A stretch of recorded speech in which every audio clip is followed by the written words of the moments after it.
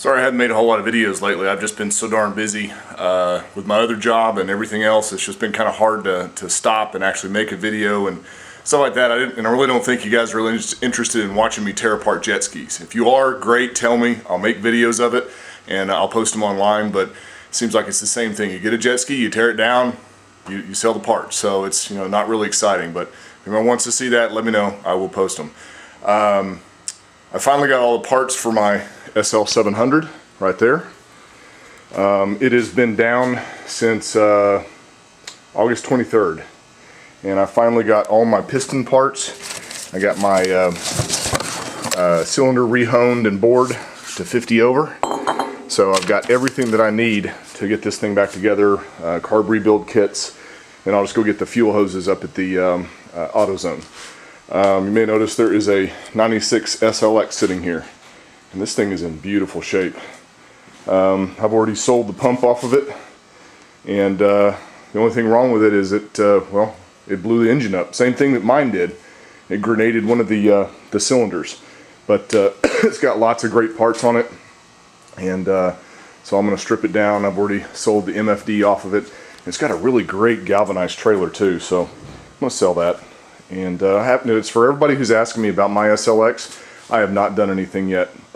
Just haven't found a good 780 engine to be a donor. I've had a couple that were, I guess, decent, but I just wasn't really comfortable putting them all back in. So I'm going to I'll probably end up just parting this one out and then going with find another one here real soon.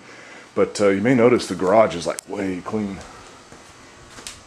We spent last weekend completely gutting this thing and cleaning it out. Yeah, that's my tarp right there to cover my boat up, which I'm fixing to winterize probably in the next 2-3 weeks. Although it's 90 degrees out today, I probably got to take it out a few more times. I just don't have time. Business gets really busy here in the football season. But cleaned it out completely, put some shelves up all around the top, and made it all nice and neat. Got everything organized for the parts. This is all this stuff right here is actually going to the scrapyard. Seems like no one really wants any of that stuff because it doesn't break, but it's all aluminum. So guess what? Well, not that, that's a jet pump.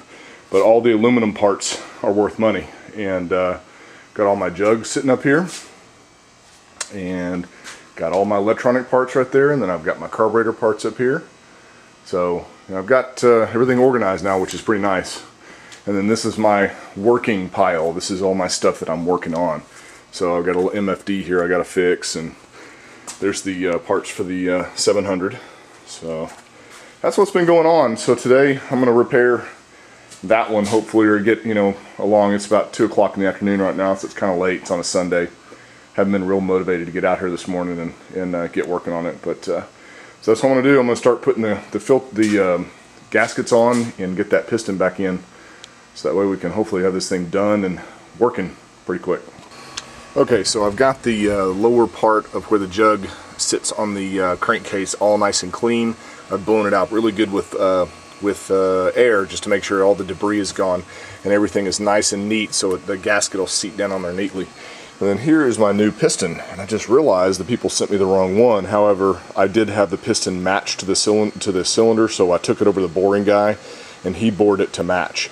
So it is 1.0. I was actually expecting 0.50, and that's what it says on the side of the box. But, hey, I'm glad I took it over so he could match it. But anyway, so I've got this going ready. I've got my 2-stroke oil, which you always want to coat everything really good in 2-stroke oil. It is major messy, but I don't care. But it ensures that you're not going to have a problem. Here's your wrist pin bearing. I've cleaned this really good and checked it for roundness. It's absolutely perfect. So I'm going to get it really good and put the wrist pin through it, get the piston back on the rod, and then that way we can get the jug back on here in a few minutes. Okay, I got the piston in, and that's really kind of difficult to do with those little pins, retainer rings that you got to put in where the wrist pin goes. This side was not that big of a deal. This side was kind of tough. What I did is I'd put one side of the retainer into that hole, and then I would basically just kind of wrap it around really carefully and keep your hands over it so in case it flicks out, it doesn't go somewhere where you can't find it. So you're also going to make sure of, I don't know if you can see this or not, but you see how the arrow is pointing? That indicates the flow from the intake to the exhaust, and I copied it on this side, so therefore it's good by having, you have to do it that way because of where the ring gaps are. Also, I wrote right here, this is the upper ring gap, or where the little pin is for the upper ring, and then this one is for the lower, so that way when I'm putting things back on, it makes it easier to find. Now, I haven't put the rings on yet because I didn't want to damage them, but now I'm going to put the gasket back on here, and also I'm going to pour a little bit of two-stroke oil down inside there just for initial startup. Alright, so I've got everything back together, got the jug on there, and I tell you, that's a bitch getting those two rings lined up just perfectly. Plus, you got to make sure your ring gap is absolutely perfect in there too, so it's on and off several times. So I got it on there, got the head torqued down to specs, and plugged up a battery just to turn it over and see how it's working. I can't get any juice at all. So I got my battery charger on there, and I'm stopping right here until I can get this thing turned back over again, because I don't want to go any further if I've got something else wrong. But I get nothing whenever I press the starter button. Got power hooked up to it. I guess the next thing to do is check inside that CDI and see if I've got a short or something like that. But anyway, that's where I am right now. We'll see what happens. I'm going to go inside and let it sit for an hour or two and let the battery charge pretty good, and then I'll see if it bumps over. I just hope it's just low juice, that's all. Okay, well, I figured out what the hell the problem was. There's a little black wire that goes on the battery, and it was actually hiding somewhere down below, so I didn't see it. So yeah, therefore I was stupid. But anyway, it is working. I've got good turnover, and I think I'm pretty much done for the night. I'm tired.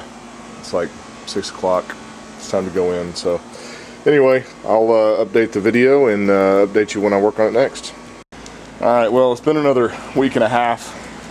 Haven't been able to work on this thing. We're getting close to Halloween now, and I've got it all back together pretty much. I've still got to rebuild the carburetors, and they're sitting in there, and that won't take very long at all. I got the exhaust system back on. The way these 700s work, they're a little different than the blue engines. They actually have O-rings around the spark plug. They have the O-rings around the head, and O-rings around this cap. This cap actually goes on separate, and you have to torque those down different readings. You got to make sure the O-ring is nice and neat. That's been kind of the hard part, but you know, got it all back on, and then wrestling this bastard in here, because this screw right here hits whenever you're doing it, so you have to use a pry bar. You got to, you know, just a lot of patience. So I've got it all back together, and I'm going to hook up the exhaust, finish hooking up the exhaust in a second, and do a test fire, make sure everything's okay, and then keep going and take off the fuel pump, do the you know, premix changeover and stuff like that. So that's where I am right now. Hopefully get this thing fixed and I don't know, either put away for the winter or sell it, one of the two. I mean, it's still 85 degrees and we're almost the end of October here. So, oh, also I'm going to replace all the fuel lines just to make sure they're 100%. So anyway, that's where I am right now. Alright, she's all back together, and I did a test fire and everything sounds fine. Just dumped a little bit of premix down inside the holes and held the little de-whopper out. Fired it off, worked just fine. No problems whatsoever. Now, I took the oil pump off, which is actually right there. It goes in between those deals. And usually what I do is I take the little cam lever out of there and then just put the oil pump back on it and use that as the plug. Well, for some reason this one's different than the Fuji motor, so I got to actually order a pump block off plate. So much for getting this done today and going testing on the lake tomorrow. So no worries, I'll order it and get it in before next weekend and we can try it. Anyway, that's what I'm doing now. I'm set up my little carb rebuild station over here, and I'm going to put new diaphragms in here and replace all the fuel lines and see what goes.